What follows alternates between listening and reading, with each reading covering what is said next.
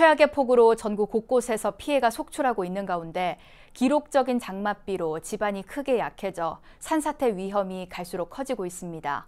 특히 산간 지역에 자리한 전통 사찰들의 경우 산사태에 각별히 대처해야 한다는 목소리가 높습니다. 첫 소식으로 산사태 대비 요령과 사찰 대응을 신두식 기자가 보도합니다.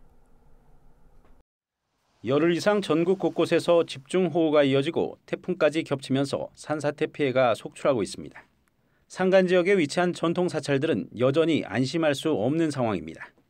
산사태가 자주 발생하면서 인명피해뿐 아니라 자칫 소중한 문화재들이 큰 화를 입을 수도 있기 때문입니다. 산림청은 지난 8일부터 전국 16개 시도에 산사태 위기경보 심각 단계를 확대 발령한 상태입니다. 현재 전국적으로 누적 강우와 태풍으로 인해 산사태 위험이 있는 상황입니다. 산사태 위험에 대한 국민 행동 요령으로는 방송과 인터넷, 모바일 등을 통해 기상예보 및 위험 상황을 지속적으로 확인할 필요가 있습니다. 산지 경사면에서 갑자기 많은 양의 물이 샘솟을 때나 계곡물에 흙탕물이 밀려올 때, 흙이 무너지고 돌이 떨어질 때 등은 산사태 징후로 볼 수 있습니다.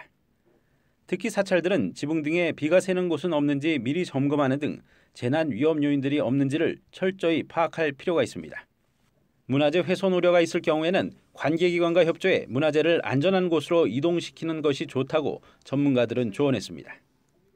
특히 사찰은 산에 많이 있기 때문에 혹시 비가 너무 많이 와서 사찰에 산이 무너진다든가 뚝이 무너진다 하면은 피해가 많을 줄 믿습니다.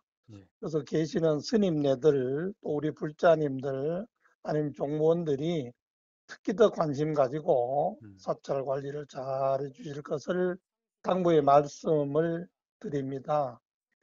무엇보다 침수나 산사태 위험 지역에 노출된 사찰들은 긴급 대피 장소와 비상 연락 방법을 미리 숙지하는 등 산사태 대응 매뉴얼을 갖추는 것이 필요합니다. 당국은 산사태 위험이 커진 만큼 야외 활동을 자제하고 대피 명령이 발령되면 신속히 안전한 장소로 대피할 것을 당부했습니다. 대피할 때 화재 등 2차 피해를 예방하기 위해 가스나 전기를 차단할 것도 조언했습니다. 산사태가 일어날 위험이 있는 산지 주변, 등산, 캠핑, 농로 정리 등의 야외 활동은 하지 않는 것이 좋습니다.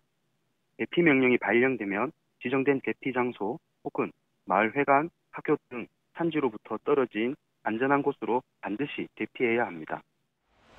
연일 계속된 비로 집안이 크게 약해져 적은 양의 비에도 산사태 등이 발생할 수 있는 만큼 사전 징후가 발견되거나 대피 명령이 발령될 경우 신속한 대처가 필요하다는 지적입니다. TBS 뉴스 신두식입니다.